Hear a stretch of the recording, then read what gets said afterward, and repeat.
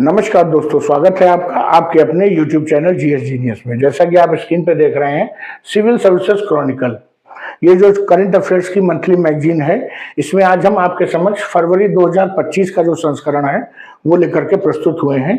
और इस मैगजीन में जो फरवरी 2025 का अंक है, इसमें दिसंबर 2024 का जो करंट अफेयर्स है उसको छोटे छोटे सेक्शंस में शामिल किया गया है।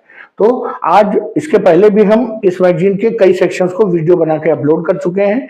अगर आपने नहीं देखा है तो सिविल सर्विसेज क्रॉनिकल फरवरी 2025 इस नाम से जो प्लेलिस्ट है वो हमारे डिस्क्रिप्शन में पड़ी हुई है, आप उसे देख लीजिए। और आपका जो पूरा जो दिसंबर का जो करंट अफेयर है वो छोटे छोटे 10-12 वीडियो में समाप्त हो जाएगा। इसके पहले हमने दिसंबर और जनवरी की भी जो है दिसंबर 24 और जनवरी 25 की मैगजीन को भी इसी प्रकार कवर किया था। उसी क्रम में आज हम जो दिसंबर 2024 के घटनाक्रम पर जो समसामयिक प्रश्न, कुछ ऑब्जेक्टिव प्रश्न हैं, वो उनको आपके समक्ष प्रस्तुत करने जा रहे हैं।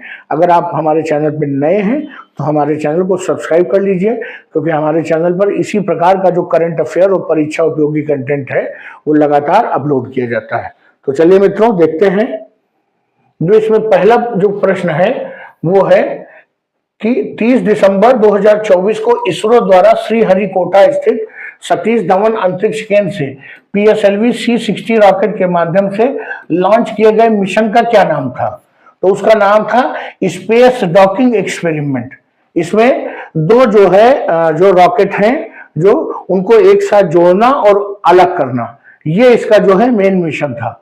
और ये क्यों इंपॉर्टेंट है? क्योंकि आने वाले दिनों में भारत जो है अपना स्वयं का जो है स्पेस जो वो बनाने जा रहा है, जो तो वहां पर इन सब चीजों की गगनयान मिशन, चंद्रयान 4, इन सब चीजों में इस टेक्नोलॉजी की जरूरत पड़ेगी।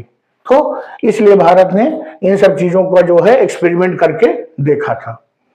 अगला प्रश्न है 9-10 दिसंबर 2024 को जो है मध्य भारत मंडपम कन्वेंशन सेंटर में इंडिया इंटरनेट गवर्नेंस फोरम की जो है बैठक आयोजित हुई। इसकी थीम क्या थी?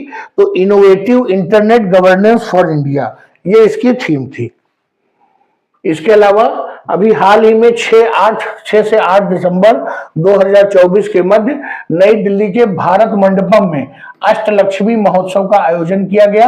यह किस मंत्रालय द्वारा किया गया था? तो यह पूर्वोत्तर क्षेत्र विकास मंत्रालय के द्वारा इस अष्टलक्ष्मी महोत्सव का आयोजन किया गया था। 11 दिसंबर 2024 को किसने भारतीय रिजर्व बैंक के 26वें गवर्नर के रूप में कार्यभार ग्रहण किया? तो संजय मल्होत्रा ने RBI के 26 गवर्नर के रूप में कार्यभार ग्रहण किया है। 9 दिसंबर 2024 को रूस के किलिनिंग्राड के किस नवीनतम multi role stealth guided missile frigate को भारत को नौसेना में शामिल किया गया है? तो उसका नाम है INS तुशिल। ये एक जो है multi role stealth guided missile frigate है और इससे भारतीय नेवी की क्षमता में बहुत जबरदस्त इजाफा हुआ है। अगला पॉइंट है 2 से 13 दिसंबर 2024 के मध्य सऊदी अरब के रियाद में आयोजित मरुस्थलीकरण को रोकने के लिए संयुक्त राष्ट्र कन्वेंशन के पक्षकारों का सम्मेलन ये आयोजित हुआ और इसकी थीम क्या थी? हमारा भूमि हमारा भविष्य, ये इसकी जो है थीम थी, अवर लैंड अवर फ्यूचर। अगला प्रश्न देखते हैं। दिसंबर 2024 में भारतीय मूल की स्कॉटिश कलाकार ने अपनी कला प्रदर्शनी ऑल्टर अल्टर के लिए ब्रिटेन का प्रतिष्ठित टर्नर पुरस्कार 2024 जीता। उनका नाम था जसलीन कौर। टर्नर पुरस्कार 2024 की विजेता जसलीन कौर थी। अगला प्रश्न है 19 नवंबर से 10 दिसंबर 2024 तक हमारा शौचालय हमारा सम्मान, अर्थात अवर टॉयलेट और अवर रेस्पेक्ट, इस अभियान का आयोजन किस मंत्रालय द्वारा किया गया? तो इसका जो आयोजन है वो जल शक्ति मंत्रालय द्वारा किया गया था। अगला प्रश्न देखते हैं। 25 नवंबर से 1 दिसंबर तक कानूनी रूप से बाध्यकारी वैश्विक प्लास्टिक संधि पर बातचीत के लिए संयुक्त राष्ट्र की 5वीं बैठक का आयोजन कहाँ गया? तो साउथ कोरिया के जो बुसान नाम का शहर है वहां पर इसका आयोजन किया गया और ये वार्ता बिना किसी निष्कर्ष के समाप्त हो गई।